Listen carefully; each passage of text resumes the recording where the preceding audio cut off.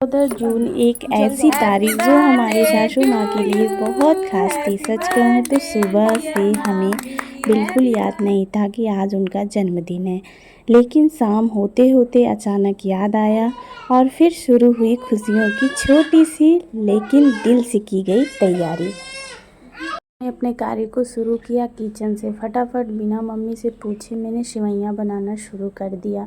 इसके बाद से ढेरों प्याज टमाटर लहसुन सबकी तैयारी करके मैंने पनीर की भी तैयारी शुरू कर दी। इसके बाद बोला मम्मी से कि पनीर मंगा दीजिए और क्या। इसके बाद फटाफट मम्मी को स्नान कराया गया। शाम को ऐसे भी मम्मी नहा लेती हैं पूजा करने के लिए, तो दोनों बहुएं मिलके फटाफट कर दिया मम्मी का शौक और श्रृंगार।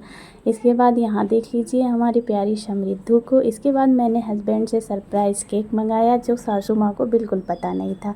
जो हमारे घर की सबकी खुशियों का ध्यान रखती हैं, तो हम बच्चों और बहू का क्या कर्तव्य बनता है? क्या उनकी खुशियों का इतना भी ध्यान रखना हमारा फ़र्ज और कर्तव्य नहीं है? बिल्कुल है।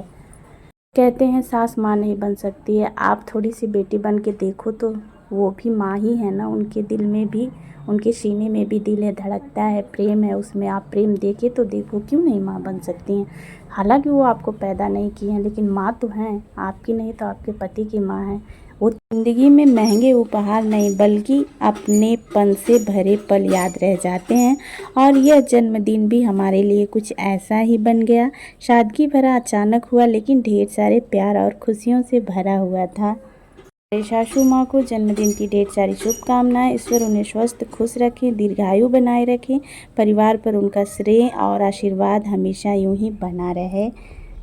और ये नातिन लोग मम्मी को केक खिला रही हैं और छोटी नाती थोड़ा ढेर हंगामा मचा रही थी केक खाने के लिए, केक बिगाड़ने के लिए। तो आपको आज का ये ब्लॉग कैसा लगा?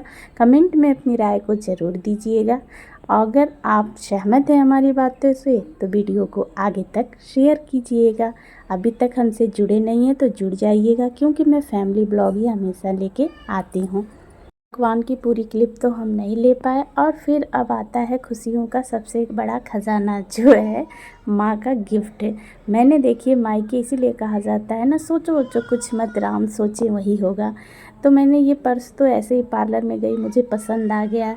कौन जानता था कि यह कब किस काम पे सटीक बैठेगा। इसलिए ऊपर वाला भी ना लगता है कोई कनेक्शन फिट कर देता है। लूँ ना लूँ ना लूँ लूँ ऐसे मन में हो रहा था, लेकिन फाइनली मैंने ले लिया और मेरे काम आ गया। नहीं तो फिर सोचती कि गिफ्ट भी क्या दूँ। और इसके बाद पापा जी को बुलाया गया। पापा को तो कुछ पता ही नहीं था कि मम्मी का बर्थडे है, लेकिन बुलाया गया। भाई पापा आप भी सेलिब्रेशन में शामिल हो जाइए। पापा मम्मी एक दूसरे को केक खिलाए। बेटा मेरा मार्केट चला गया था, ये पीछे से आया, फिर उसने भी मम्मी के साथ फ़ोटो क्लिक कराया, वीडियो में शामिल हो गया। माँ अपने अम्मा को दादी नहीं बोलता है, अम्मा बोलता है, अम्मा को केक खिलाया। समृद्धू तो रोए पे रोए जा रही थी। और फिर इसके पापा, बड़े पापा समृद्धू के एक टॉय उसके लिए और एक टॉय दीपू के लिए लेके आया, दोनों को दिया। ढेर सारा प्यार, ढेर सारी मस्ती हमारे ब्लॉग में ऐसे ही होती रहती है। आप लोग कमेंट में अपना प्यार हमेशा ऐसे ही दीजिएगा। राधे राधे।